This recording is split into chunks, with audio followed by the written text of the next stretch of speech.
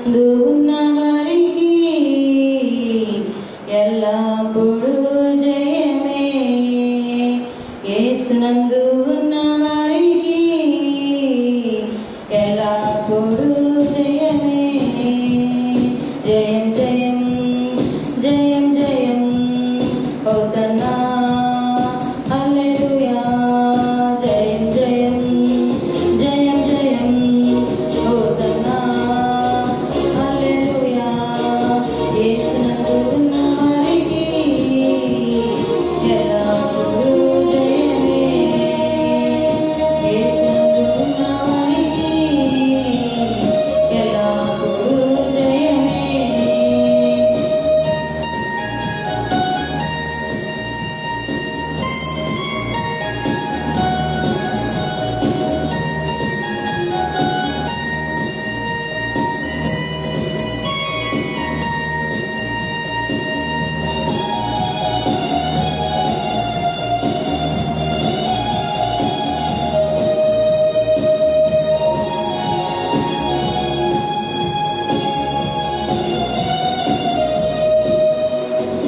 ఎన్నెన్ని కష్టాలొచ్చినా నేనేమి భయపడను.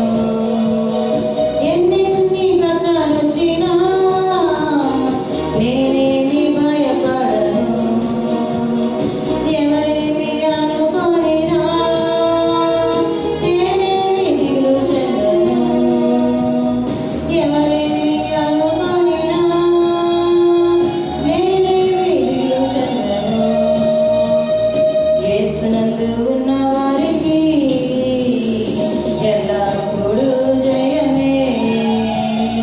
యేసునందు ఉన్న వారికి ఎల్లప్పుడూ జయమే.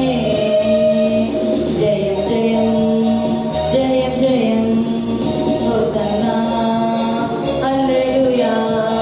జయం జయం జయం జయం హోసన్నా హల్లెలూయా.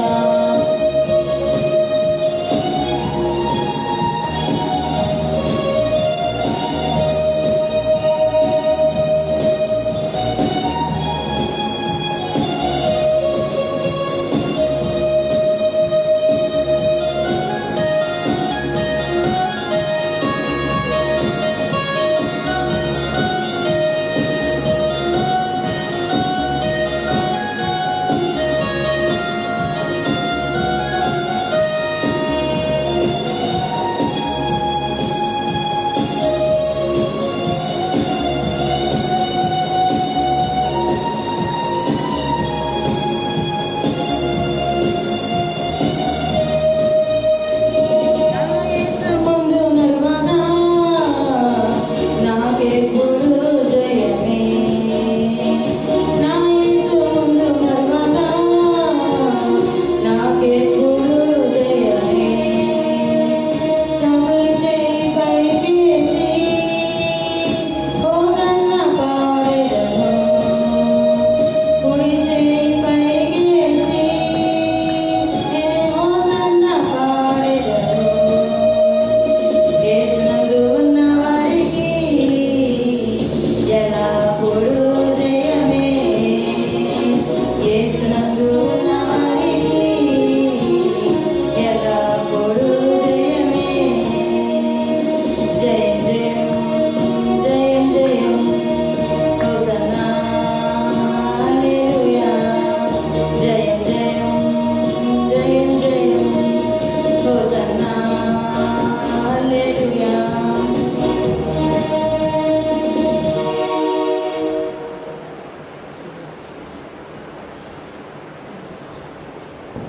వచ్చిన వారందరూ లేచుకున్నట్లయితే కీర్తన పఠనం చేసుకుందాం.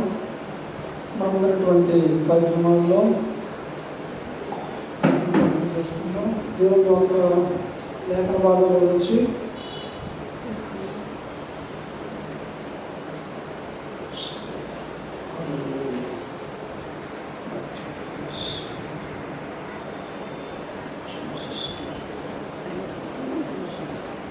కీర్తన గ్రంథము 145 అధ్యాయము కొంచెం చదువుకుంటే ఇంకా చెప్తాం. కీర్తన గ్రంథము 145 వచనం నుంచి చదువుకుంటున్నాను.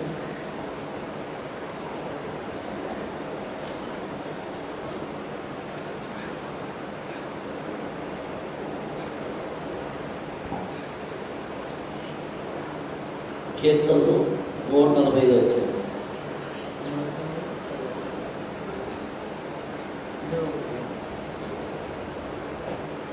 రాజువైన నా దేవా, నిన్ను గణపరచదు, నీ నామము నిత్యము సన్నుతించదు. అనుదినము నేను నిన్ను స్తుతించదు, నిత్యము నీ నామమును స్తుతించదు. యెహోవా మహత్వం గలవాడు, ఆయన అధిక స్తోత్రం నందగినవాడు. ఆయన మహత్యము గ్రహింప సఖ్యము కలిగి ఒక తరం వారు మరొక తరం వాడు ఎదుట నీ క్రియలను కొనియాడుతాడు. నీ పరాక్రమ క్రియలను తెలియజేయుడు. మహోన్నతమైన నీ ప్రభావ మహిమను, నీ ఆశ్చర్య కార్యములను నేను ధ్యానించదు. నీ భీకర కార్యములు విక్రమమును మనుషులు వివరించదు. నేను నీ మహత్యమును వర్ణించదు. నీ మహాదయాలత్వమును గూర్చిన కీర్తనే వారు ప్రకటించదు. నీ నీతిని గూర్చి వారు గానం చేసదు. యెహోవా దయాదర్శనం గలవాడు, ఆయన దీర్ఘశాంతుడు, కృపాతిశయం గలవాడు. యెహోవా అందరికీ ఉపకారి, ఆయన కనికరములు ఆయన సమస్త కార్యముల మీద ఉన్నాయి. యెహోవా నీ క్రియలనియు నీకు కృతజ్ఞతాస్తుతులు చెల్లించును. నీ భక్తులు నేను స్తుతించదు. ఆయన రాజ్య మహానత ప్రభావం, ఆయన బలమును నరులకు తెలియజేయటకై నీ భక్తులు నీ రాజ్య ప్రభావం గురించి చెప్పుకుందురు. నీ శౌర్యమును గురించి పలుకుదురు. నీ రాజ్యము శాశ్వత రాజ్యము. నీ రాజ్య పరిపాలన తరతరము నిలుచును. యెహోవా పడిపోవాలందరినీ ఉద్ధరించువాడు, కృంగిపోయిన వారందరినీ లేవనెత్తువాడు. సర్వజీవులు కన్నులు నీ వైపు చూచున్నవి. తగిన కాలమందు నీవు వారికి ఆహారం ఇచ్చదు. నీవు నీ గుబ్బులు విప్పి ప్రతి జీవి కొడుకును తృప్తిపరుచున్నావు. యెహోవా తన మార్గములన్నిటిలో నీతి గలవాడు, తన క్రియలన్నిటిలో కృప చూపువాడు. తనకు మొరపెట్టి వారందరికీ, తనకు నిజముగా మొరపెట్టి వారందరికీ యెహోవా సమీపంగా ఉన్నాడు. తన యందు భయభక్తుల వారి కోరిక ఆయన నెరవేర్చు. వారి మొర ఆలకించి వారిని రక్షించును. యెహోవా తనను ప్రేమించు వారిని కాపాడును. అయితే భక్తిహీనులందరినీ ఆయన నాశనం చేయను. నా నోరు యెహోవాను స్తోత్రము చేయను. శరీరులందరూ ఆయన పరిశుద్ధ నామమును నిత్యము సన్నిధించుదురుగాక. ఈ చిన్న వాక్యము దేవుని దీవించుగాక. ఆమేన్.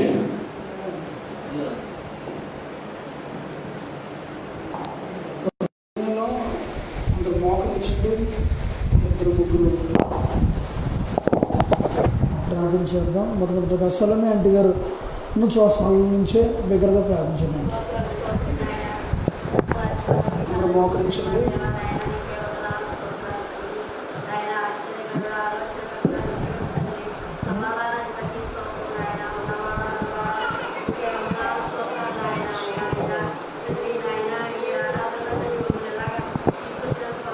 వాటర్ బాటిల్ మందనా ఇప్పుడుదేనండి.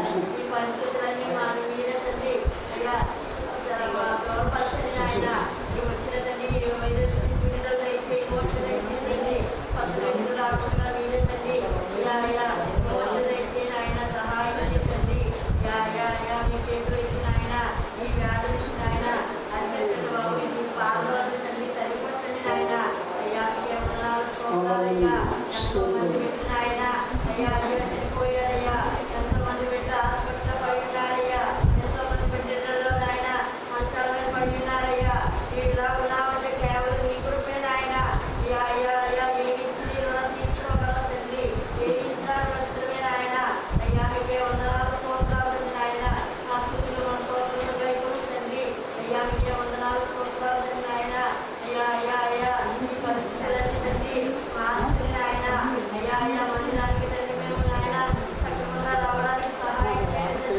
అయ్యా మీకే వందనాలు స్తోత్రాలు బాబు మా దేశాన్ని మా రాష్ట్రాన్ని పట్టణాన్ని మా ప్రాంతాన్ని కాల్చి కాపాడండి అయ్యా అయ్యా అయ్యా అయ్యా ఎంతోమంది బిడ్డలు నాయన అయ్యా వ్యాపారాలు లేక చదువులు లేక ఉద్యోగాలు లేక చేతిపనులు లేక కుటుంబాలు లేక ఎంతో మంది అయ్యా అయ్యా ఇబ్బంది పడుతున్నారయ్యా అయ్యా అలా ఉన్న ఈ ఇబ్బంది నుంచి ఆయన విడుదల ఇచ్చే బాబు ఎవరి యథాప్రకారం వ్యాపారాలు నుండి కొనసాగడానికి తండ్రి సహాయం చేయండి ఆయన కొన్ని హృదయాన్ని ఇచ్చేయండి అయ్యా ఏ రోజు వ్యాపారాలు ఆ రోజు వెళ్ళడానికి సహాయం చేయండి ఆయన అయ్యా మీకే వందనాలు స్తోత్రాలయ్యా అలాగే తండ్రి స్కూళ్ళు కాలేజీలు కూడా తెరవడానికి సహాయం చేయండి ఆయన అధికారులతో మాట్లాడండి ఆయన సహాయం చేయండి బాబు అయ్యా మీకే వందనాలు స్తోత్రాలు తండ్రి చిన్నవారు వరకు పెద్దవారు వరకు నాయన ప్రతి ఒక్క బిడ్డని కాల్చి కాపాడుతుంది ఆయన మీకే వందనాలు స్తోత్రాలయ్యా ఆరాధన నాయన ఎక్కడెక్కడ నీ నామం పేట ఆరాధన జరుగుతున్నాయి తండ్రి అది నీ నామం మాత్రమే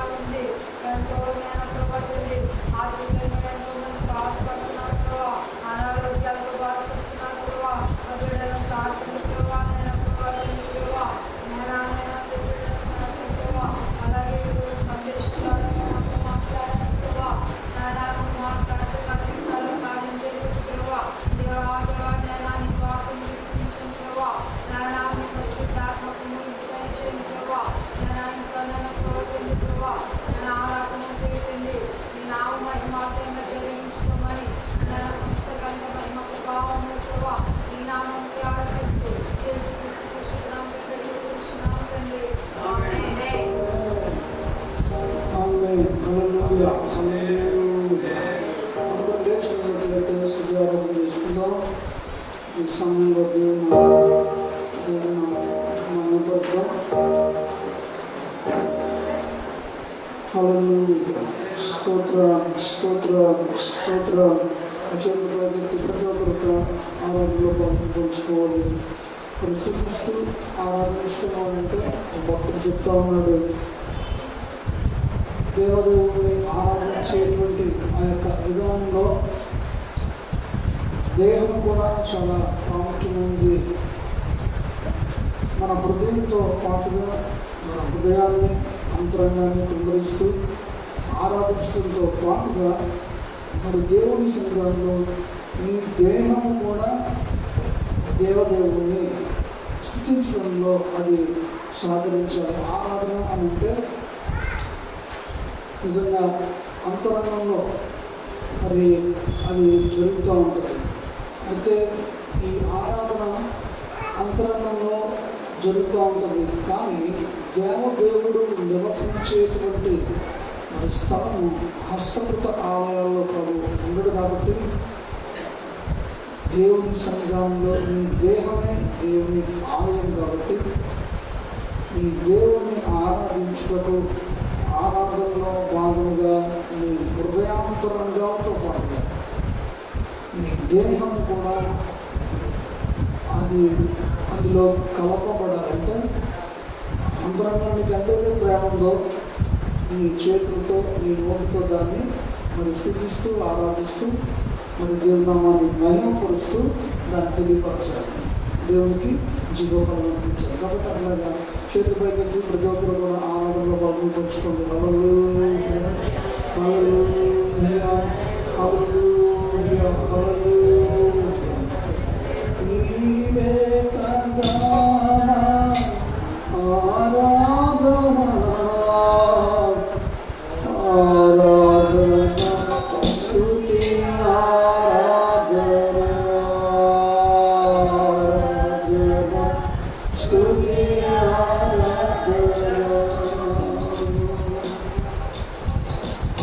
నీవే కదా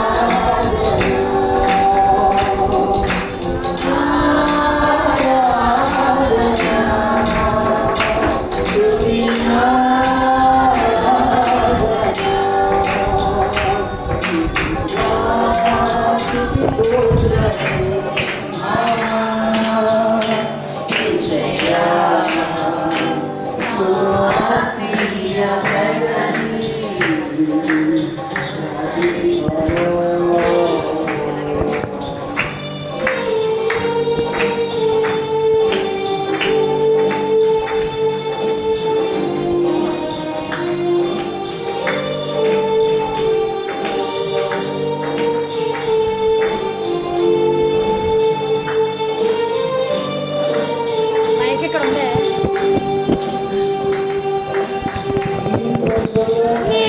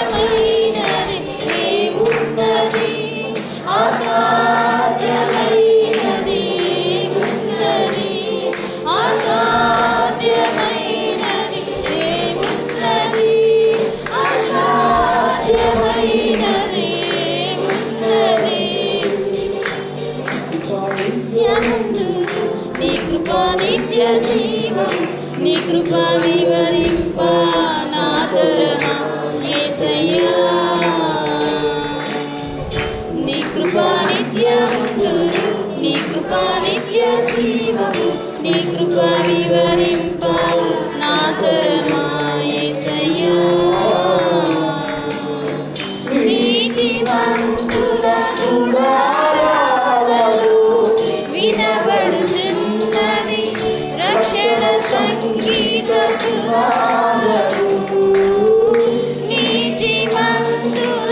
గుడారాలలో వినబడుచున్నది రక్షణ సంగీత సునాదము.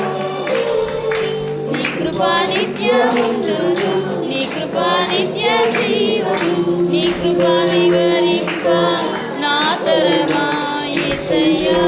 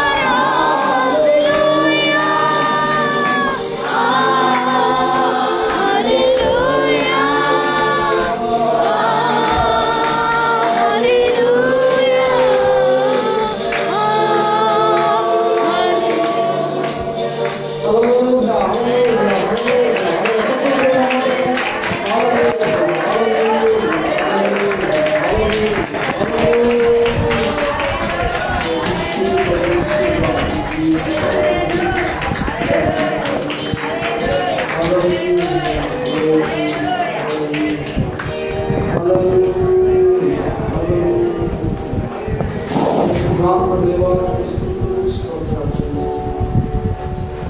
సన్నిధి ప్రసన్నతో ఆశీర్వాదం తిరిగి దయచేయండి. ప్రతి ఒక్కరితో మీరు మాట్లాడండి. యేసుక్రీస్తు నామమున వేడుకుంటున్నాము తండ్రి. హల్లెలూయా. దయచేసి అందరూ కూర్చోండి. హల్లెలూయా. సంగీత చప్పటి హల్లెలూయా.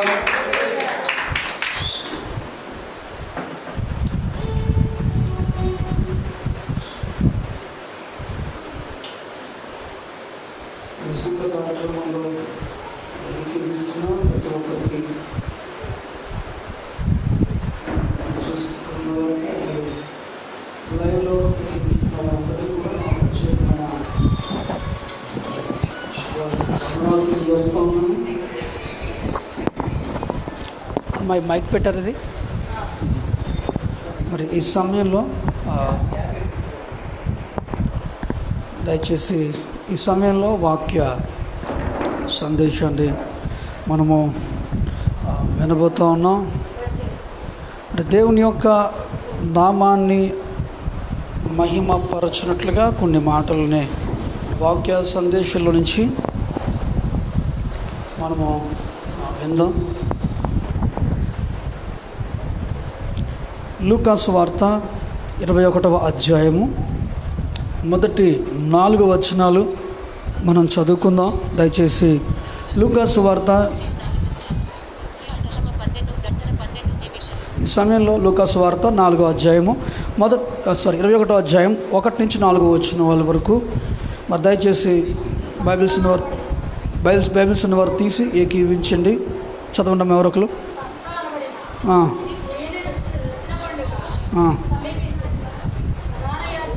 21 మొదటి నుంచి 4 వచనాలు తెలియదు.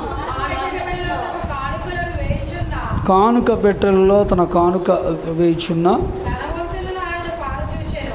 ధనవంతులను ఆయన పారచూచెను. ఒక బీద విధవరాలు 2 కాసులు అందులో వేయుచుండగా చూసి,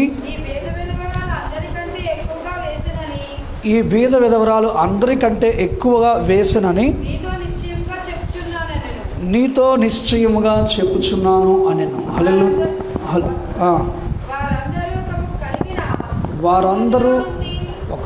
వారందరూ వారు కలిగిన సమృద్ధిలో నుండి కానుకలు వేసిరి కానీ ఈమె తన లేమిలో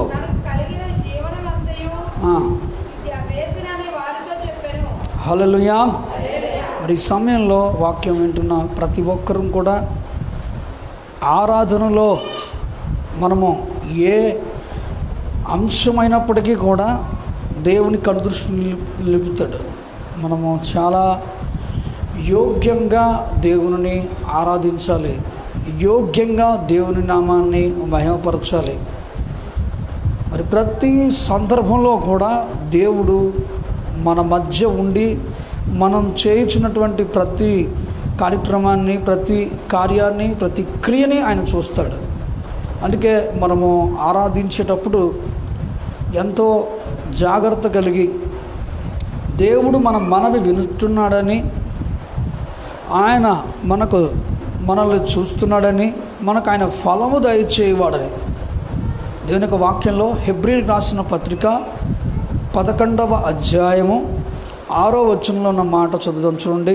హెబ్రీయులకు రాసిన పత్రిక 11వ అధ్యాయము 6వ వచనం. విశ్వాసము లేకుండా దేవునికి ఇష్టలై ఉండుట అసాధ్యము. దేవుని యొద్దకు వచ్చేవారు ఆయన ఉన్నాడనియు తనను వెదకు వారికి ఫలము దయచేయువాడని నమ్మవలెను కదా. దేవుని సన్నిధానంలో దేవుడు అడుగుతున్నటువంటి విషయం ఇది. అదేంటంటే ఎవరు మాట్లాడకూడదు. ఇక్కడ ఉన్నటువంటి వాళ్ళు దయచేసి ఏకీవించాలి. అందరు చక్కగా వాక్యం వినేటప్పుడు మీరు ఇటుపక్క స్టేజ్ వైపు, మరి దేవుని బలిపీఠం వైపు గమనించాలి. మీ తలల పైకి బైబిల్ చదివిన తర్వాత మరి బైబిల్ పూర్తయిన తర్వాత మనము ఏదో ఆలోచనలో పడిపోతూ ఉంటాం. కాబట్టి బైబిల్ చదివిన చదువుతున్నా చూస్తున్నా మందిరంలోకి అడుగుపెట్టిన తర్వాత మనము నాయకుడిని అనుసరించాలి. అనగా నడిపించే వ్యక్తులు ఎవరైతే ఉంటున్నారో మరి వారిని మనం అనుసరించి మందిరంలో మనము దేవుని నామాన్ని మహిమపరచాలి. దైవజనుడిని మనం అనుసరించాలి. మరి దేవుని సేవకుడిని మనము పరిశీలనగా ఆయన చెప్తున్న మాటలు ఏంటో అది వినాలి. అలా వినడం ద్వారా విన్న వాక్యం నీలో కార్యం జరుగుతుంది, నీకు అది ఆశీర్వాదకరంగా ఉంటుంది. అప్పుడు దేవుని సన్నిధానం వచ్చినందుకు ఒక ప్రయోజనం ఉంటుంది. కాబట్టి వచ్చాను వెళ్ళాం అనేటువంటి ఉద్దేశం కాదు, ఒక ఉద్దేశంతో ఇక్కడికి వచ్చావు, ఒక గ్రేట్ ఎక్స్పెక్టేషన్తో ఇక్కడ కూర్చోవాలి. అంటే ఒక కార్యం దేవుడు ఈరోజు నా కొరకు చేస్తాడు అనేటువంటి ఒక ఎక్స్పెక్టేషన్. ఎలాంటి ఎక్స్పెక్టేషన్ ఇక్కడ రాయబడి ఉంది? ఆయనను వెదకే వారికి ఆయన ఫలము దయచేవాడని నమ్మవలను కదా అని రాయబడి ఉంది. అంటే ఆయన సన్నిధిలోకి వచ్చావంటే ఆయన వెతుకుతున్నావు, ఆయన కొరకు నువ్వు చూస్తున్నావు. అంటే మొట్టమొదట నీకు ఉండాల్సినటువంటి ఏంటంటే ఆయన మన మనవి వింటున్నాడని, మనకు ఆయన ఫలము దయచేవాడని, ఆయన మనల్ని చూస్తున్నాడనే విషయాన్ని నీవు ఖచ్చితంగా ఈ యొక్క సందర్భంలో జ్ఞాపకం చేసుకోవాలి. కాబట్టి దేవుని సన్నిధానానికి వచ్చినప్పుడు మనం అజాగ్రత్తగా ఉండడానికి వీల్లేదు. మరి నిజముగా ఇక్కడ జరుగుతున్నటువంటి ఒక సందర్భం ఏంటంటే మీటింగ్ అయిపోయింది, అందరూ వెళ్ళిపోతున్నారు. మరి అలా వెళ్ళిపోతున్న సందర్భంలో యేసయ్య మరి అనుకోకుండా కానుకపేట దగ్గర కూర్చున్నాడట. అసలు ఏంటి వీళ్ళ కానుకలు ఎలా వేస్తున్నారు అని ఆయన మరి చూస్తున్నాడట. చాలా ఆశ్చర్యం ఏంటంటే అనేకులు కానుకలు విశేషంగా తీసుకొచ్చి అక్కడ వేస్తూ ఉన్నారట. మరి ఇక్కడ ఈ సందర్భాన్ని బట్టి ఏంటి, మనం వేసే ప్రతి కానుక కూడా దేవుడు చూస్తాడు. కానుక సైతము దేవుడు చూస్తాడు. నీ మందిరంలో నీ ప్రవర్తన దేవుడు చూస్తాడు, నువ్వు ఎట్లా ఆరాధిస్తున్నావు దేవుడు చూస్తాడు. అంతేకాదు నువ్వు వేసే కానుకను కూడా దేవుడు గమనిస్తూ ఉంటాడు. హల్లెలూయా. యోగ్యమైన హృదయంతో మనము దాన్ని జరిగించాలి. లేనట్లయితే మన యొక్క అర్పణ అంగీకరించబడతాం. ఎందుకు? వాక్యంలో ఎదురుకు వెళ్తున్నప్పుడు ఒక మాట అక్కడ రాయబడి ఉంది. 5వ వచనం 21:5 లూకా సువార్త 21:5లో ఉన్న మాట ఒకసారి. కొందరిది అందమైన రాళ్లతోనూ అర్పితములతోనూ శృంగారింపబడి ఉన్నదని దేవాలయమును గూర్చి మాట్లాడుచుండగా ఆయన, ఈ కట్టడములు మీరు చూస్తున్నారే, వాటిలో రాతి మీద రాయి ఉండకుండా అవి పడద్రోయబడునని అమ్మా పడద్రోయబడు దినములు వచ్చుచున్నవని చెప్పాను. హల్లెలూయా, హల్లెలూయా. ఆయన శిష్యులతో దేవాలయంలో ఉన్నప్పుడు జరిగిన సందర్భం ఇది. దేవాలయం దగ్గర కానుకల పెట్టె దగ్గర ఆయన ఉన్నాడు. మరి ఆ సందర్భం దాటుకుంటూ చదువుకుంటూ వెళ్తే కొందరు యేసయ్యకు చెప్తున్నారట, ఆయన గలిలయ ప్రాంతంలో నివాసంగా ఉన్నాడు కాబట్టి మరి గలిలయ ప్రాంతంలో ఆయన ప్రదేశంలో ఉన్నటువంటి స్థలము ఆయన పుట్టింది బెత్లెహేమైనా పెరిగింది గలిలయ ప్రాంతంలో నజరేతు ప్రాంతం. ఆయన సేవా పరిచర్య కూడా గలిలయ ప్రాంతంలోని కపెర్నహూము అనే స్థలం ఆయన ముఖ్య కేంద్రం. ఆయనకున్నటువంటి సేవా పరిచర్యకి అది హెడ్ క్వార్టర్గా చెప్పచ్చు, ఒక రకంగా చెప్పాలని. అంటే అక్కడ ఆయన సేవా పరిచర్య ప్రారంభించాడు వాస్తవానికి. అయితే అక్కడి నుంచి ఆయన ప్రయాణం చేస్తూ యెరూషలేము వచ్చాడు సిలువ బలియాగం టైంకి. సరిగ్గా కొద్ది రోజుల్లో సిలువకు ఆయనను అప్పగించబడేటువంటి సందర్భం అది. చెప్పాలి అని అంటే యేసయ్యని మరి మట్లాదివారం రోజున గాడిద మీద ఊరేగించి మరి యెరూషలేములోకి వచ్చినటువంటి సందర్భం తర్వాత రోజుల్లో జరిగిన వృత్తాంతం ఇది. అయితే అందుని బట్టి మరి ఆయనకు వారు అక్కడ చూపిస్తున్నారు, ప్రభువా ఇది ఎంత గొప్పదో తెలుసా, మరి మన ఊరు మన యొక్క పెద్దలు ఎంత చక్కగా ఈ మందిరం నిర్మాణం చేశారో తెలుసా? అందమైనటువంటి రాళ్ళతో, అందమైనటువంటి మరి ఆ యొక్క రాళ్ళతో దాన్ని శృంగారించారట. నిజమే, ఆనాటి రోజుల్లో యెరూషలేము దేవాలయము 42 సంవత్సరాలు కట్టబడింది. ఎన్ని సంవత్సరాలు? 42 ఇయర్స్. కట్టింది ఎవరు అని అంటే హేరోదు మహారాజు. ఎవరు? హేరోదు. అతడు గొప్ప కోసం, యూదుల మీద పెత్తనం కోసం అతడు ఆ యొక్క మందిరాన్ని నిర్మాణం చేశాడు. మరి ఆ విధముగా అక్కడ మరి తన స్వార్థం కొరకు, ఒక రకంగా చెప్పాలంటే యూదుల యొక్క ఆ యొక్క రాజరికాన్ని మరి దొంగిలించడానికి కావచ్చు, వారిపైన ఆధిపత్యం చేయడానికి కావచ్చు. రోమా గవర్నర్ అతనికి అసలు గవర్నర్ అనేటువంటి ఒక అనుభవం. కానీ రోమ్లో మరి సెంట్రల్ గవర్నమెంట్లో ఉన్నటువంటి ఇన్ఫ్లుయెన్స్ని బట్టి అతనికి రాజు అనేటువంటి బిరుదు అతను తెచ్చుకున్నాడు రికమెండేషన్ ద్వారా. కానీ వాస్తవానికి రోమీలకు ఉన్న పద్ధతి ఏంటంటే, వాళ్ళు ఒక రాజ్యాన్ని స్థాపించిన తర్వాత అక్కడ వాళ్ళు జనరల్ని వేస్తారు, అంటే గవర్నర్ని వేస్తారు. అయితే ఇతడు ఒక గవర్నరే, కానీ ఇతడుకు హై లెవెల్లో ఉన్న ఇన్ఫ్లుయెన్స్ని బట్టి అతడు మరి రాజుకు సంబంధించినటువంటి ఒక హోదాని మరి పైనుంచి తెచ్చుకున్నాడు. మరి కాబట్టి సామంతరాజుగా, ఒక రకంగా చెప్పాలంటే రోమియోల సామంతరాజుగా అతను మరి కొనసాగుతూ ఉన్నాడు.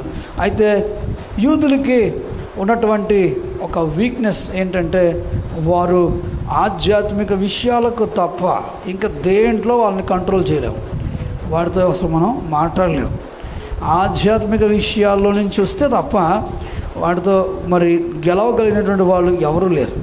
కాబట్టి వాళ్ళని ఎప్పటికప్పుడు ఈ యూదులు తిరుగుబాట్లు చేస్తూ ఉండేవారు. మరి నాటి రాజుల మీద ఎప్పటికప్పుడు. ఇక ఏం చేయాలో అర్థం కాని ఆ పరిస్థితుల్లో హేరోదుకు ఐడియా వచ్చింది, వీళ్ళని కంట్రోల్ చేయాలంటే ఇలా కదరా అని చెప్పి. ఏంటా ఐడియా అంటే, వీళ్ళ కొరకు కడుతున్నటువంటి అప్పటికే ఎజ్రా నెహెమియా కాలంలో కట్టబడిన మందిరము మరి అసంపూర్ణంగా అది ఉంది. అలాంటి పరిస్థితుల్లో మరి ఆ మందిరాన్ని సక్రమైనటువంటి రీతిగా అతడు ఆ నిర్మాణం చేయడం జరుగుతుంది. మరి దాదాపు 42 ఇయర్స్ ఈ మందిరాన్ని, 42 సంవత్సరాలు ఈ మందిరాన్ని నిర్మాణం చేస్తారు. మరి ఆ విధముగా నిర్మాణం చేయడం అసంపూర్ణంగా ఉంది. వారికి చింత, వారికి బాధ. అదేంటంటే, అయ్యో మా దేవాలయం, మా దేవుని మందిరం ఈ రకంగా శిథిలావస్థలో ఉందని వారు చింతపడుతూ ఉండేవారు. కానీ ఎవరు తీరుస్తారో అది తెలియదు. కానీ అనుకోకుండా ఈ రోమా సామంతరాజు అయిన ఈ హేరోదుకి ఒక ఆలోచన వచ్చింది. వీళ్ళని కంట్రోల్ చేయాలంటే, వీళ్ళ తిరుగుబాట్లు అణచాలంటే ఒకే ఒక మార్గం. అదేంటంటే, వీళ్ళ దేవాలయం మనం నిర్మాణం చేయాలి. దేవాలయం నిర్మాణం చేయాల్సిన బాధ్యత అది. ఆ పద్ధతి వాస్తవంగా చెప్పాలి అని అంటే అది ఎవరిది అని అంటే, దేవుడు నిర్ణయించిన నిర్ణయం ప్రకారంగా, దేవుడు ఇచ్చినటువంటి ఉద్దేశానుసారం ఆ నిర్మాణం జరగాలి. అయితే యూదులను మెప్పించడానికి అత్యంత సుందరమైనటువంటి రీతిగా ఈ దేవాలయాన్ని నాడు హేరోదు నిర్మించాడు. దాన్ని బట్టి ప్రపంచ దేశాల్లో చెదిరిపోయిన యూదులు వాళ్ళు ఎక్కడున్నా పెద్ద పస్కా పండుగలకి, పర్ణశాలల పండుగలకి అక్కడికి వచ్చి ఆ దేవాలయాన్ని సందర్శిస్తూ ఉండేవారు. వారు సంతోషిస్తూ ఉండేవారు. తద్వారా ఈ హేరోదు యొక్క అధికారం చాలా కాలం యూదుల పైన మరి అలా ఉండిపోయిందనమాట. ఆ యొక్క మరి ఇంప్రెషన్ అతడు యూదుల దగ్గర నుంచి పొందడాన్ని బట్టి మరి అక్కడ ఆ యొక్క మరి భక్తి కాదు, యెహోవా దేవుడి మీద భక్తితో కాదు ఆ మందిరం కట్టింది. యూదుల్లో నుంచి ఇన్ఫ్లుయెన్స్, యూదుల యొక్క మనసు గెలుచుకోవడం కోసం, యూదులను మెప్పించడం కొరకు హేరోదు కట్టించిన మందిరం అది. దేవుని కుమారుడైన యేసుక్రీస్తు ప్రభువారు ఆ మందిరాన్ని చూడటానికి వచ్చినప్పుడు శిష్యులు వాళ్ళు అక్కడ చూపిస్తున్నారు. చాలా విలువైన రాళ్ళతో దీన్ని కట్టారు ప్రభువా, విలువైన రాళ్ళతో దీన్ని నిర్మాణం చేశారు. దేవుడు అంటున్నాడు, దైవకుమారుడు అంటున్నాడు, అవునా? అయితే మీకు ఒక విషయం చెప్పనా, చాలా విలువైన రాళ్ళతో ఏళ్ల కొలది దీన్ని నిర్మాణం చేశారు కదా. కానీ ఏళ్ల కొలది సంవత్సరాలు, ఎన్నో సంవత్సరాలు దీన్ని నిర్మాణం చేశారు కదా. ఈ రాళ్ళను మీరు చూస్తున్నారు కదా, ఈ అందమైన అర్పితాలు మీరు చూస్తున్నారు కదా. ఈటి మీద రాతి మీద రాయి ఒకటి అయినను ఈ చోట ఉండదని మీతో చెప్పుచున్నానని యేసయ్య చెప్పాడు. హల్లెలూయా. మరి ఎందుకు ఈ మాట చెప్పడం జరిగింది? దీనికి ఫస్ట్ చదివిన భాగానికి ఒక సంబంధం ఉంది. మరి నిజముగా మరి అర్పితము అనేది అది దేవునిది. అర్పణ అనేది అర్పించబడిన తర్వాత అర్పించక మునుపు నీది కావచ్చు, అయితే దేవుడిది అన్న తర్వాత అది దేవుడిదే. మరి అది దేవునికి సంబంధించింది, ఒక రకంగా దేవునిది అన్నమాట. అయితే అది అర్పించేటప్పుడు ఆ అర్పించే వ్యక్తి యొక్క హృదయాన్ని దేవుడు చూస్తాడు, అర్పణను కాదు దేవుడు చూసేది. హల్లెలూయా, హల్లెలూయా. అర్పణను కాదు దేవుడు చూసేది. ఎంత విలువైన వస్తువులతో నీవు దేవుణ్ణి ఆరాధిస్తున్నావు లేదా విలువైన విధానాలతో నువ్వు ఆరాధిస్తున్నావు అనేది దేవుడు చూడ్డు. ఏ హృదయంతో నువ్వు ఆరాధిస్తున్నావు అనేది మరి దేవుడు చూస్తాడు. ఈ బీద విధవరాలు వేసిన ఈ రెండు కాసుల యొక్క ఆ కానుక యొక్క పరిమాణాన్ని ప్రభు హెచ్చించి చెప్తున్నాడు. ఎందుకు అని అంటే చాలామంది అర్పణలు అర్పించారు. వాళ్ళ అర్పణ ఎలా ఉంది తెలుసా?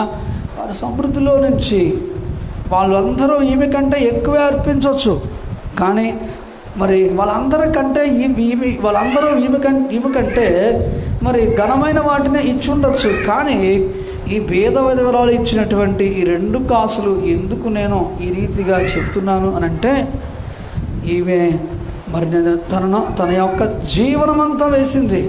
ఎలాగనంటే వారు విలువైన కానుకలు తెచ్చి దేవునికి అర్పించిన వారు అర్పించినటువంటి ఆ యొక్క అర్పణ యొక్క మరి విలువ ఎంత అని అంటే వారికి సమృద్ధిలో కొంత తీసుకొచ్చి దేవునికి అర్పిస్తున్నారు. ఈమె అయితే తన జీవనం అంతా మరి అర్పించింది. హల్లెలూయా, హల్లెలూయా. కాబట్టి ఈమె అత్యధికంగా అర్పణ మరి అత్యధికమైన వాల్యుబుల్ మరి ఆఫరింగ్ మరి అత్యధికమైనటువంటి విలువైన కానుక సమర్పించింది. తెచ్చిన వారి యొక్క మరి కానుక యొక్క పరిమాణం బట్టి కాదు ఘనత దేవుడు నిర్ణయించేది. మరి దేవుడు మరి గ్రేడ్ నిర్ణయించేది కానుక యొక్క శాతాన్ని బట్టి కాదు, కానీ కానుక తెచ్చినటువంటి వ్యక్తి హృదయాన్ని బట్టి ఇది మరి దేవుడు గమనిస్తాడు. బుద్ధిహీనుడు అర్పించే బలి అర్పణ హేయము, భక్తిహీనుడు అర్పించే బలి అర్పణ అది హేయము. మరి నిజముగా చెప్పాలి అని అంటే దేవుని సన్నిధానంలో దేవుడు మనతో మాట్లాడుతూ ఉన్నాడు. ఈ సందర్భాన్ని మనము ఆదికాండము 4వ అధ్యాయం మనం చదువుతున్నప్పుడు కొన్ని మాటలు మనం అక్కడ చూస్తాం.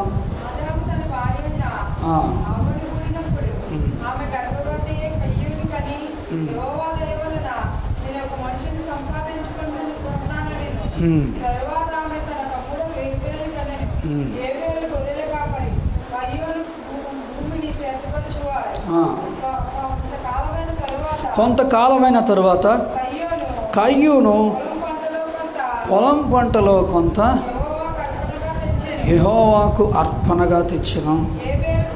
హేబేలు కూడా తొలిచూలు పుట్టిన వాటిలో క్రొవ్విన వాటిని తెచ్చి కొన్ని తెచ్చింది. ఇక్కడ రాయబడినప్పుడు ఒక వ్యత్యాసం గమనించవచ్చు.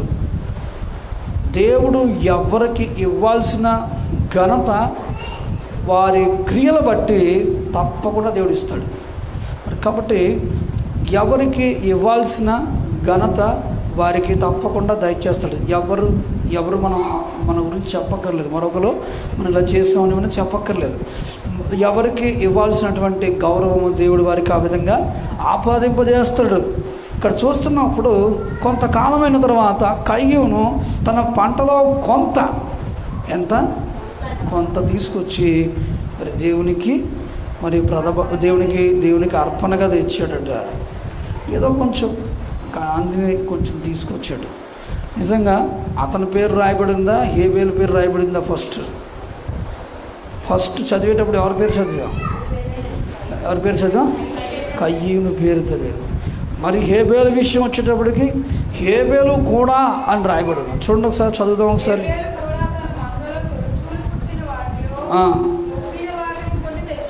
అంటే చూడండి, మొదట స్పందించినటువంటి వాడు ఎవరైతే ఉంటున్నాడో మరి వాడి విషయంలో వాడు మొదట స్పందించాడు కాబట్టి మొదట వాడి పేరు ముఖ్యంగా చక్కగా రాశాడు. మొదటోడు చేస్తున్నాడు కదా అని చెప్పి వంతుకు గంతేసినట్టుగా మరి హేబేలు అర్పణ అర్పిస్తుంటుంటే హేబేలు పేరు కూడా ఆ విధంగా అర్థం వచ్చేలాగే రాయబడింది. ఎలాగా? ఆయన అర్పించాడు కాబట్టి ఈయన కూడా అర్పించాడు. మొదట అర్పించింది ఎవరు? కయ్యూను. అంటే దేవుడు ఇక్కడ రాసేటప్పుడు, తన గ్రంథంలో రాసుకునేటప్పుడు ఎలా రాస్తున్నాడు? మరి ఎవరైతే ప్రయాసపడ్డారో వారికే దేవుడు గొప్ప ఆధిక్యతని ఎవరైతే మొట్టమొదట మరి ఆశపడ్డారో, మొట్టమొదట ఆశించారో వారి పేరు అక్షరాల దేవుడు తన యొక్క గ్రంథంలో రాసుకున్నాడు. హల్లెలూయా. ఈ గ్రంథం నువ్వు రాసింది కాదు, దేవుని వేలితో దేవుడు నోటితో చెబుతుండగా మోషే వీటిని సీనాయి కొండ మీద రాశాడు. దేవుడు నోటితో మోషేతో చెప్తున్నప్పుడు సీనాయి కొండ మీద రాశాడు. మతము మనిషి మధ్యలోంచి పుట్టింది అంటారు, కానీ క్రీస్తు మార్గం అట్లాంటిది కాదు. దేవుని నోట నుండి వచ్చిన మాట వలన ఈ వాక్యంలోని ప్రతి మాట రాయబడింది. సో మరి కాబట్టి ఏదో ఊహను బట్టి చెప్పడం బట్టి కాదు, ఓ జ్ఞానోదయం కలిగి రాయడం కాదు, ఓ జ్ఞానోదయం కలిగి ఒక ఉద్దేశం కలిగి రాయడం కాదు, స్వయంగా దేవుడే చెబుతుంటే రాయబడిన గ్రంథం బైబిల్. హల్లెలూయా, హల్లెలూయా, హల్లెలూయా. సీనాయి కొండ మీద దేవుడు చెప్తున్నాడు, వరుసగా ఒక్కొక్కరు చేసిన పనులన్నీ చెప్తున్నాడు. ఆదికాండం ఆదాము మొదలుకొని మోసే వరకు మరి ఎలా మనుషులు జీవించారో ఒక్కొక్కరి గురించి, ఒక్కొక్క తరం గురించి మరి మోసేకి ఎక్స్ప్లెయిన్ చేస్తూ రాయిపిస్తున్నాడు. మరి నిజంగా మీ పితరుడు కయ్యూను ఉన్నాడు తెలుసా? వాడు ఎంత మంచోడు తెలుసా? వాడు నాకు అర్పణ తేవాలనుకున్నాడు. అసలు మొట్టమొదటిగా వాడే అర్పణ తీసుకొచ్చింది. హల్లెలూయా, హల్లెలూయా. మనం ఆడు తెచ్చాడనే ఉద్దేశంతో హేబేలు కూడా అర్పణ తీసుకొచ్చాడు. హల్లెలూయా. మరి నిజంగా మరి రాసుకునేటప్పుడు తన గ్రంథంలో అలా రాసుకున్నాడు. చేసిన ఏ పనైనా సరే మన పరలోకపు తండ్రి, ప్రేమ కలిగినటువంటి దేవుడు, ఇష్టమైనటువంటి వాళ్ళు మరి చేసే కార్యాలను మనం అలా జ్ఞాపకార్థంగా రాసుకుంటాం. ఇష్టమైనటువంటి వ్యక్తులు మరి చేసే ఆ కార్యాలని జ్ఞాపకార్థంగా రాసుకుంటాం. పూర్వం ఆటోగ్రాఫ్ బుక్స్ వాడేవారు. మరి ఎవరైనా మరి విఐపీస్ ఉంటే వాటిని వాళ్ళకు ఉపయోగించేవారు. ఆటోగ్రాఫ్ అని చెప్పి వాళ్ళు సంతకం పెడితే ఆ సంతకం దాచుకునేవారు. అలాగా ఒక ప్రేమతో మరి వాళ్ళ మీద ఉన్న అభిమానంతో దాన్ని అలాగా భద్రపరుచుకునేవారు. అదొక అభిమానం. అట్లాగా అలాంటి అభిమానం లాంటి కంటే అంతకంటే ఉన్నతమైంది ఈ యొక్క అభిమానం. ఏంటంటే కొన్ని తరాల క్రితం ఎప్పుడో అయిపోయింది కదా, కానీ దేవుడు మోషేతో మాట్లాడుతున్నాడు అన్నమాట. మరి కొన్ని వందల సంవత్సరాల క్రితం జరిగినటువంటి మీ తాతలు చేసినటువంటి భక్తి జీవితం గురించి చెప్తాను, పుస్తకం రాయమని మరి అతనితో మరి ప్రభు చెప్తుంటే నేనేం చేశానో వాళ్ళు ఏం చేశారో వరుసగా చెప్తాను, రాయమని దేవుడు ఆ గ్రంథం ఇస్తే ఆ గ్రంథంలో ఒక్కొక్కటి రాస్తున్నాడు. భూమి కలుగునుగాక అంటే అది కలిగింది, ఆకాశం కలుగునుగాక అంటే అది కలిగింది. మరి ఈ విధముగా మనుషును నేను మట్టితో రూపొందించాను, అయితే మనుష్యుడు పాపము చేత ఆ వ్యక్తి మరి ఈ విధముగా మరి లోకంలోకి వెళ్ళిపోయినప్పుడు మరి వారికి 2 కుమారులు కలిగారు. ఆ 2 కుమారులు మొదట ఆయన కయ్యూను, రెండో ఆయన హేబేలు. కయ్యూను చూసావా, ఇతడు ఆరాధన చేయడం మొదలుపెట్టాడు. ఎట్లా తెలుసా? అర్పణ అర్పిస్తున్నాడు, దేవుని నామాన్ని మహిమపరుస్తూ ఉన్నాడు. హల్లెలూయా, హల్లెలూయా. మోషే నువ్వు వింటున్నావా? నువ్వు మొట్టమొదట అర్పణ తెచ్చింది ఎవరో తెలుసా? కయ్యూను. హల్లెలూయా, హల్లెలూయా, హల్లెలూయా. వంతుకు గంతేసినట్టుగా తెచ్చింది ఎవరు చెప్పండి? వంతుకు గంతేసినట్టుగా కయ్యూను అర్పించాడు కాబట్టి మరి హేబేలు కూడా అర్పణ అర్పించాడట. హల్లెలూయా. అది కూడా రాసేసాడు తన గ్రంథంలో. ఏం మొహమాటం ఏమి ఉండదు. నువ్వు చేసే పనులు కూడా అలాగే రాయబడుతున్నాయి. ఎందుకంటే వాక్యం రాయబడి ఉంది. మలాకీ గ్రంథము 3వ అధ్యాయము 16వ వచనంలో నుంచి చదువుదాం. మలాకీ గ్రంథము 3వ అధ్యాయము 16వ వచనం నుంచి. యెహోవా యందు భయభక్తులు గలవారు ఒకరితో ఒకడు మాట్లాడుకొనుచుండగా యెహోవా చెవియొగ్గి ఆలకించును, మరియు యెహోవా యందు భయభక్తులు కలిగి ఆయన నామమును స్మరించుచు ఉండు వారికి జ్ఞాపకార్థముగా ఒక గ్రంథము ఆయన సముఖమునందు రాయబడును. హల్లెలూయా, హల్లెలూయా. ఇప్పుడు బైబిల్లో జరుగుతుంది, మనం చూస్తున్నాం. మరి ఇప్పుడు మనకి మోషేకి దేవుడు అది చూపిస్తున్నాడు అన్నమాట. మరి ఇదంతా కూడా మోషే రాయి నువ్వు నేను చెప్పేది చాలా జాగ్రత్తగా రాయి. ఇక్కడ చూస్తుంటే కయ్యూను మంచి అర్పణ. మరి కయ్యూను మొట్టమొదటిగా అర్పణ తీసుకొచ్చాడు తన పంటలో కొంత. మొట్టమొదటిగా అర్పణ తెచ్చింది ఎవరితో చెప్పండి? కయ్యూను. మరి తర్వాత తను అర్పించాడు అనేటువంటి ఉద్దేశంతో మరి మనం కూడా అర్పణ అర్పించాలని ముందుకు గంతేస్తూ వచ్చిన వాళ్ళు ఎవరు?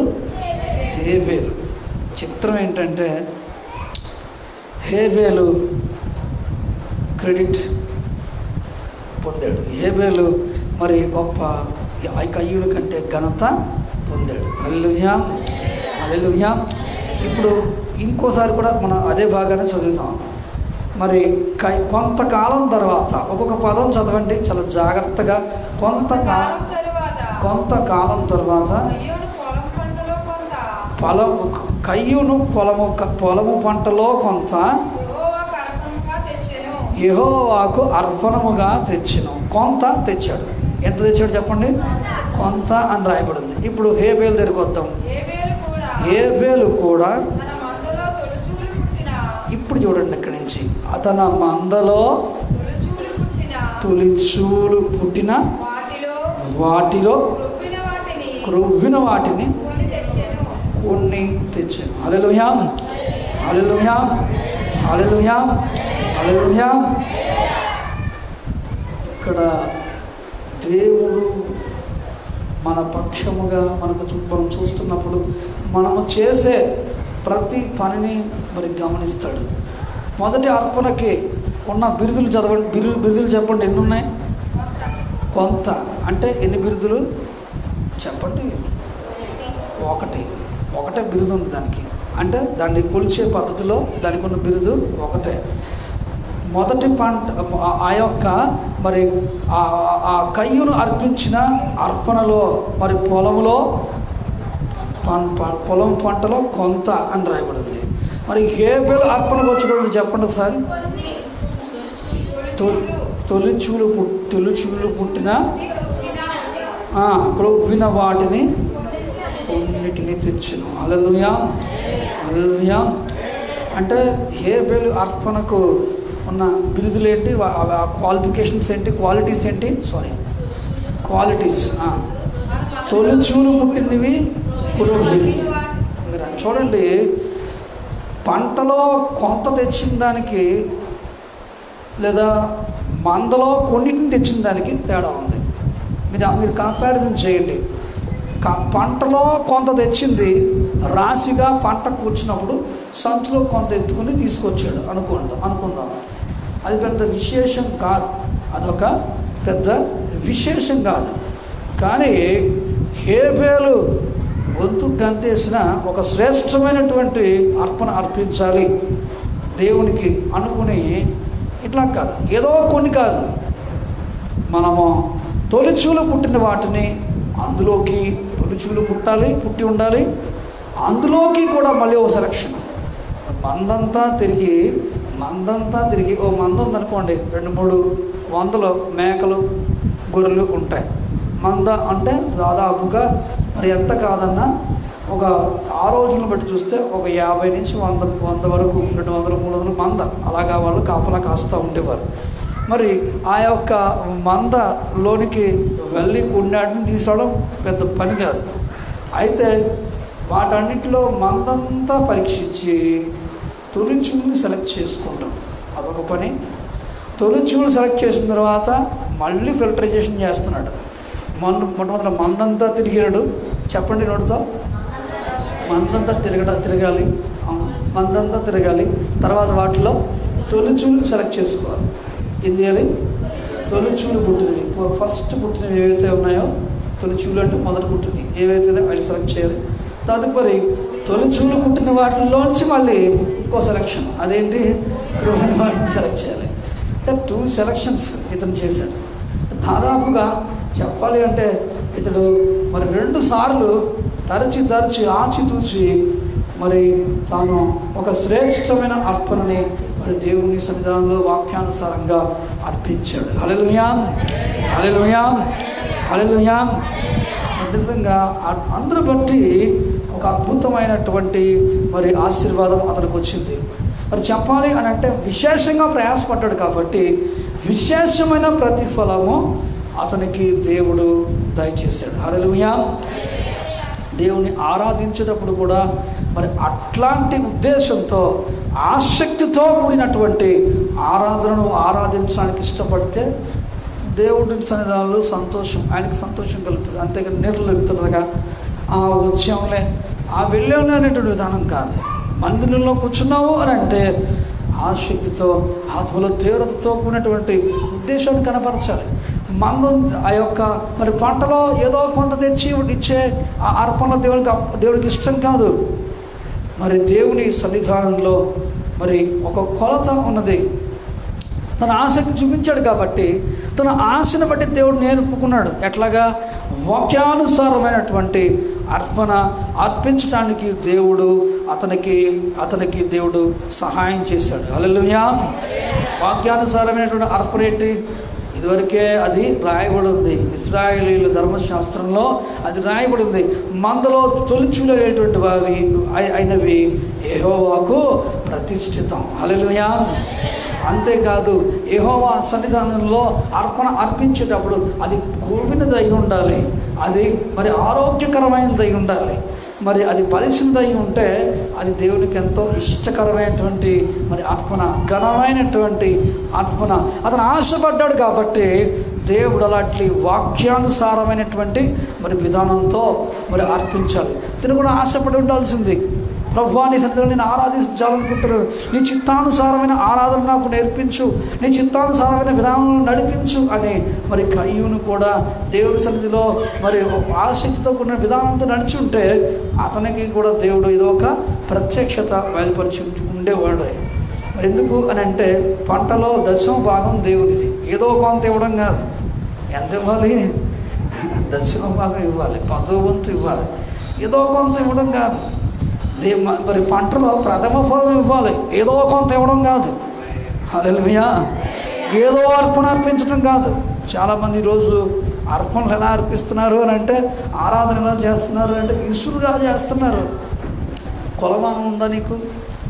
కొలత ఉందా? చాలామంది మరి ఆరాధిస్తున్నప్పుడు దేవుడి నామాన్ని మహిమపరుస్తున్నప్పుడు చాలా భయంకరమైనటువంటి పద్ధతులను అనుసరిస్తున్నారు. నీ అర్పణ దేవుని దృష్టికి అంగీకారం కాదు.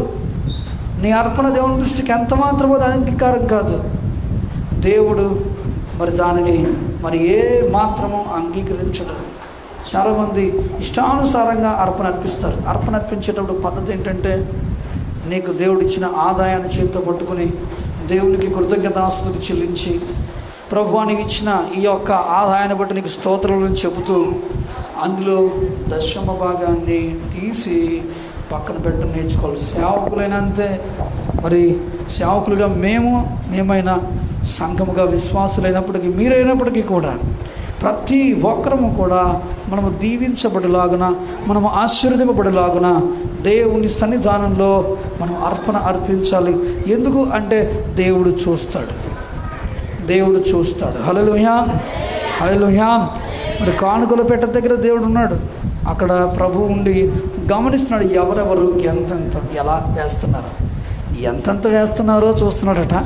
వాళ్ళు ఎలా ఏ హృదయంతో వేస్తున్నారు అనేది కూడా దేవుడు చూస్తున్నాడట. హల్లెలూయా, హల్లెలూయా. భేదవాణి కానుక దేవుడు జ్ఞాపకం చేసుకున్నాడు, ధనికుల యొక్క కానుకను కూడా దేవుడు జ్ఞాపకం చేసుకున్నాడు.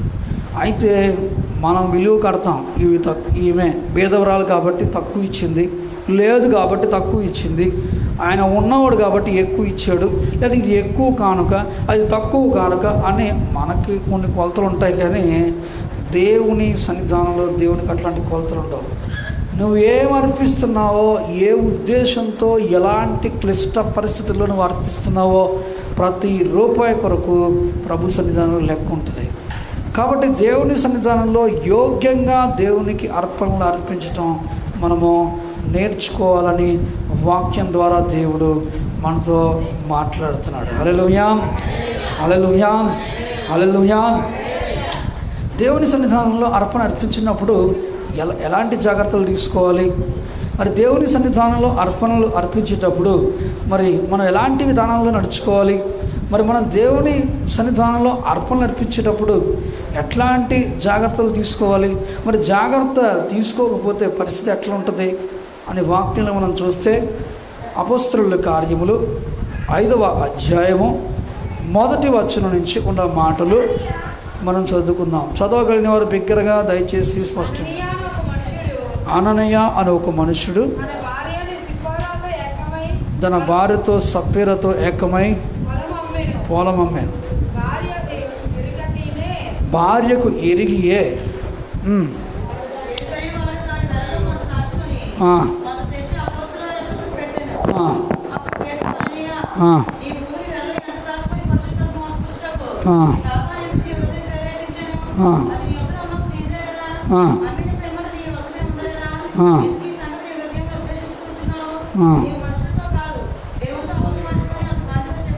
చాలు. ఇక్కడ రాయబడినటువంటి మాట, మరి అననయ సప్పీర అనేటువంటి వారు భూమి అమ్మారట. ఎందుకు భూమి అమ్మారు? నాటి రోజుల్లో దేవుడి వాక్యము ఒక గొప్ప కార్యంగా జరుగుతుంది. అలా కార్యం జరిగినప్పుడు అనేకులు దేవుని రాజ్యం కొరకనట్లుగా, దేవుని రాజ్యాన్ని వెంబడించడానికి అన్నట్లుగా ఆటంకాలుగా ఉన్న వాటన్నిటిని వాళ్ళు అమ్మేశారు, వాళ్ళు విడిచిపెట్టుకున్నారు. వాటిల్లో భూములైనా ఇండ్లైనా అవి ఏమైనప్పటికీ కూడా చరచిర ఆస్తులన్నీ అమ్మి వాటి వెల తీసుకొచ్చి అదంతా ఎంతైతే అమ్మేశారో ఆ వెలంతా కూడా కొంచెం కూడా దాచుకోకుండా తీసుకొచ్చి అపోస్తుల పాదాలు ఎంత పెడేస్తుంటే జనాలు ఆశ్చర్యపోతున్నారు, జనాలు వాళ్ళని గణపరుస్తున్నారు. అబ్బా, ఎంత ఆస్తి దేవుని కోసం ఈ వ్యక్తి వదిలేశాడు, ఎంత మరి గొప్ప త్యాగం చేశాడు అని చెప్పేసి అక్కడ ఉన్నటువంటి సంఘం అంతా ఆశ్చర్యపోతున్నారు అలాంటి వాళ్ళందరినీ చూసి. అలాంటి వాళ్ళందరికీ గొప్ప ఘనత కలుగుతుంది, సంఘంలో ఊర్లో గొప్ప ఘనత కలుగుతుంది. అలాంటి వాళ్ళందరూ ప్రజలు ఎత్తేస్తున్నారు అలాంటి వాళ్ళందరినీ. ఇక ఇవన్నీ చూసేటప్పటికి వంతు గంతేసినట్టుగా వీళ్ళకి అననయ సప్పీర అనేటువంటి 2 భార్యాభర్తలకు కూడా ఒక ఆలోచన వచ్చింది. మనము పేరు తెచ్చేసుకోవాలి, మనము ప్రఖ్యాతి తెచ్చేసుకోవాలి అని చెప్పేసి అనుకున్నారో ఏమో తెలియదు. మొత్తానికి వాళ్ళు మరి కూడా అర్పణ వారు కలిగిందంతా అమ్మి మరి అపోస్తుల పాదాల చెంత పెడదాం అనుకున్నారు. అయితే ఇలాగా అనిపించిన తోడనే వాళ్ళు నిర్ణయం తీసుకున్నారు, ఎవరిని సంప్రదించలేదు.